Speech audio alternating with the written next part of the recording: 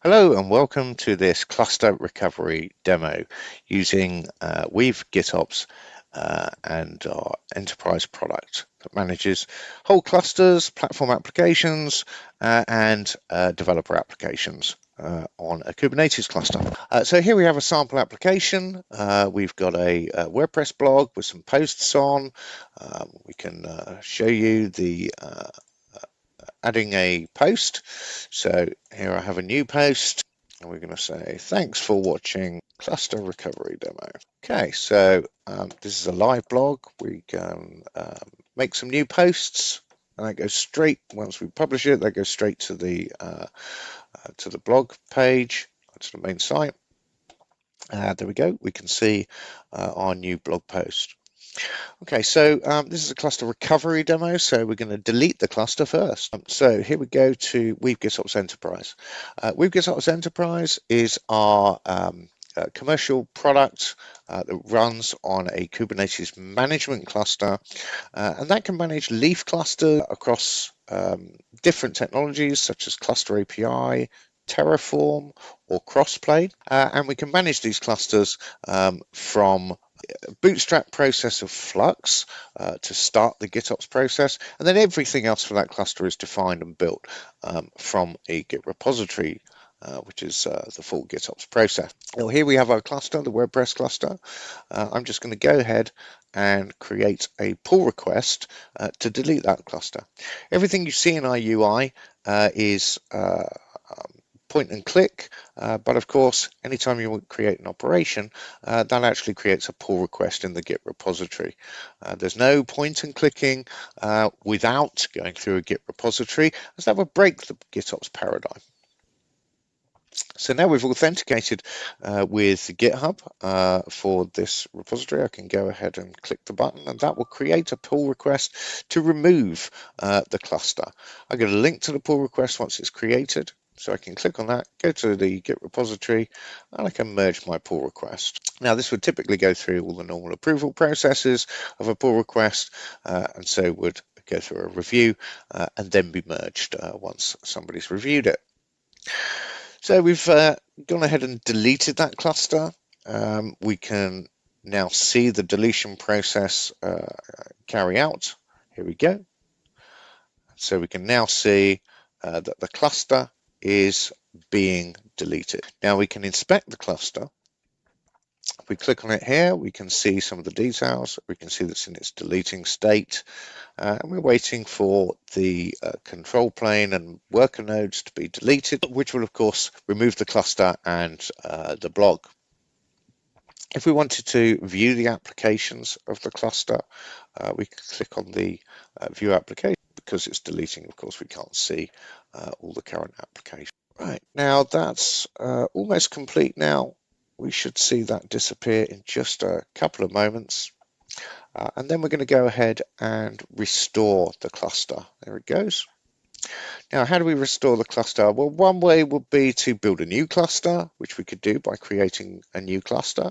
The simpler way with GitOps is, of course, to revert any changes that you made previously if you want to recover.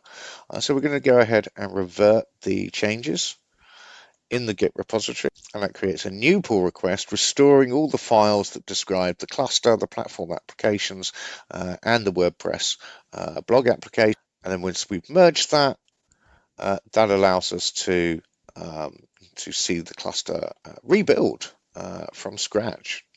So we will see the cluster appear here, and it will rebuild it. Meanwhile, which we've just seen it pop up already. Meanwhile, let's show you how we create a cluster. So if I click on the cluster create button, that takes me to a set of templates.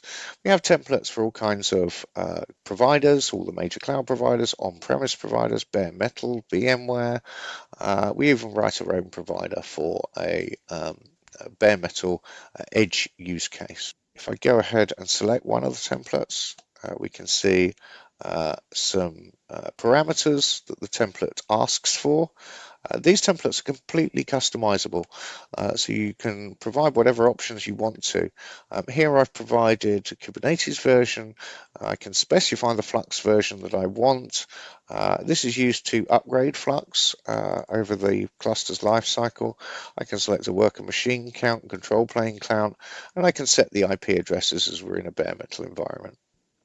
You can also select cluster components or platform applications to install. I can tick one of the boxes. This installs that Helm chart. I can click on the values to modify the values of that Helm chart as well. You can also make them part of the template. So we've added Cert Manager, External Secrets, Flagger, Ingress Nginx, MetalLB, Prometheus, a secret store, and our policy agent to this cluster that you have to install. Then we've got all these other optional components that you can decide to install if you want to. Then you go ahead through the same workflow of creating a pull request as we've seen before. Now let's go back to our clusters list and see how our cluster build is doing. And we can see now that we've got the control plane is initialized. It's not ready yet, but we've got 2 green ticks. We're waiting for the 3rd green tick at the moment. There we go. We've got the 3rd green tick now. Now that means we can download a new kube config. This is a brand new kube config for this newly built cluster. We've also got some links to the cluster dashboards that we can use once those platform components are installed. Now it typically takes a couple of minutes to do the cluster restore process. This is a bare metal environment. One of the reasons why we use a bare metal environment is because it's quite quick. Much quicker than using, for example, a cloud provider, which often takes about 20 or so minutes to deploy an EKS cluster on Amazon, for example. So this is a much quicker process, so we can do it in a reasonably short demo. Now, so we can see the cluster is actually built now. Let's actually go and have a look and see if the applications are available yet. Not yet.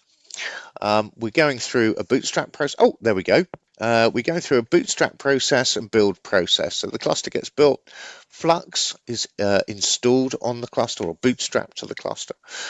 We also bootstrap a secret to allow us to access the secret store on AWS, which is where we're storing our secrets, which then gets synced to the cluster during the cluster build as well.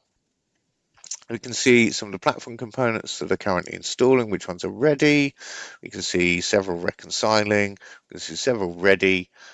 We can see some of the versions that are installed as well. If we scroll across, we can see the version numbers of the Helm charts, the commit chart from the Git repository for any customized. We can see exactly what's installed and what the current progress is with the install as well. So we can see Ingress Nginx is currently installing at the moment. Oh, that's just done. Now we've got external DNS and Prometheus will be next. WordPress will be the last one. I'll just reduce the size so I can see the screen a little bit better across there. So we can see the dependencies that it's waiting for at the moment. These two waiting for Ingress Nginx, which is just finished. And then we can see that WordPress is waiting for the Prometheus deployment to be completed. So now external DNS and Prometheus are reconciled. And once they finish reconciling, WordPress will be the final application to sync in the cluster. We can inspect any of the applications as well. So if we inspect, for example, Cert Manager, we can see the components that are installed as part of the deployment. In this case, it's a Helm chart and a Helm release.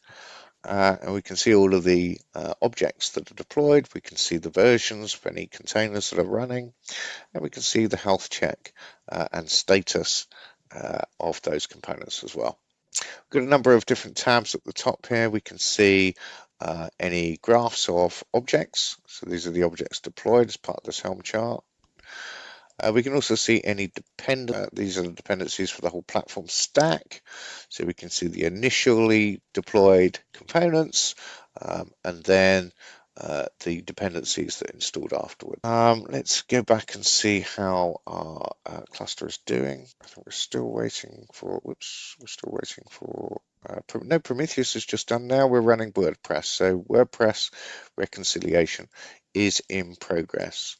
And once that's done, we'll be able to access our blog And of course, because we've got NFS storage with an external storage server, we map the PVCs back to the original storage, and so we can recover the status of the database, any other components as well. So that looks like it's done now, and so the cluster should now be complete. Yep, we can see the cluster is complete. All of the components are in ready state, and now we should be able to again go back to our blog and see the recovered cluster. So here we are. Let's refresh this page, and there we go. Our blog is back up and running. The certificate has been reissued, the storage has been remapped, the database restored. And so we now see exactly what we had before. In a short space of time, we've been able to do a complete cluster delete and restore. Thank you very much for watching.